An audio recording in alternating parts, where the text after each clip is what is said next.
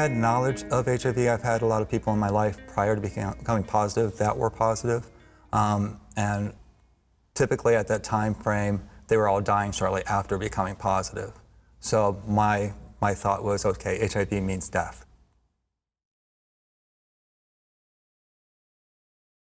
I passed out on the floor because at that time I still felt that HIV meant death. And my sister and I left to take a bus to go home, and I almost stepped out in front of the bus. I was ready to end it right then. And I spent the hour it took to get home on the bus crying.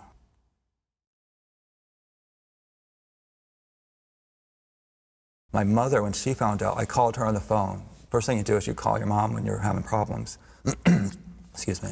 And when she answered the phone, I told her, I said, "Mom, I'm HIV positive."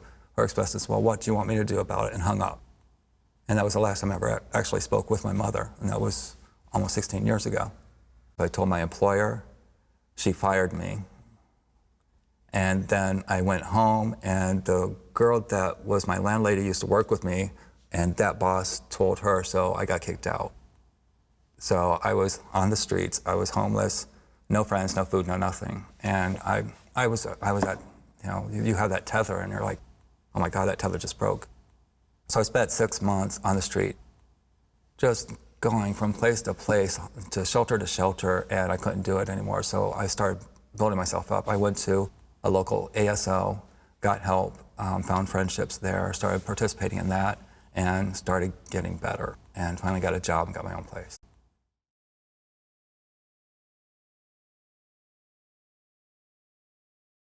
I grew up a mama's boy. My mom and I were very, very close. At one point, we had a falling out. We found each other again, became friends again.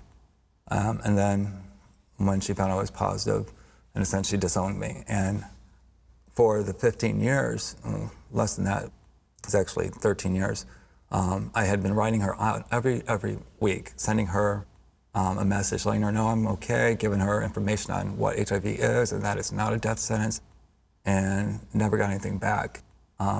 And 2 years after her death, I found out she died, but I still had a letter sitting on my table ready to mail for her. So I never had that closure, and I think that's the hardest part.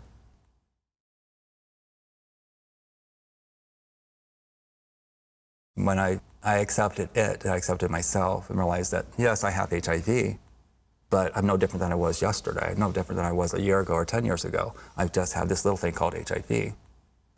I started feeling more empowered, and I think finding that empowerment that I never had as a child or as a young adult has allowed me to propel myself into something better and something more than what I could be, or originally thought I could be.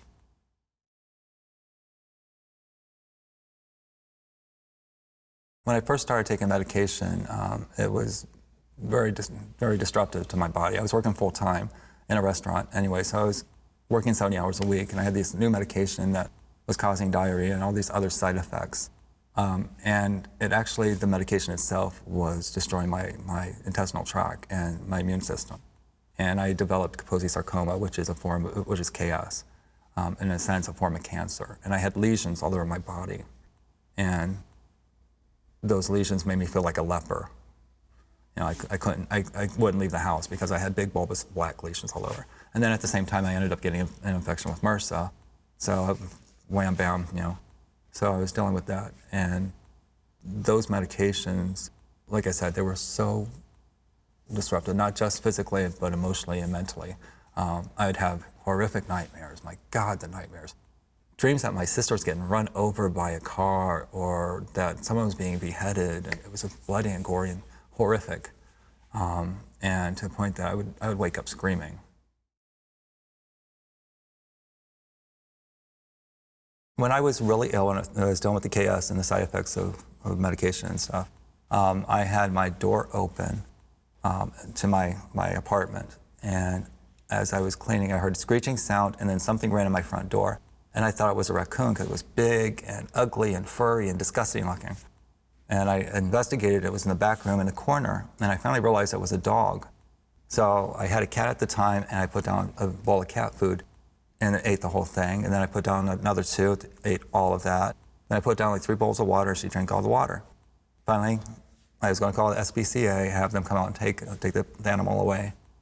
And as I sat down, and I'm gonna cry again. She walked over to me, laid down next to me, and kissed me on my sore ankle. Looked at me with their little black eyes. I said, "No, she's home. She's home."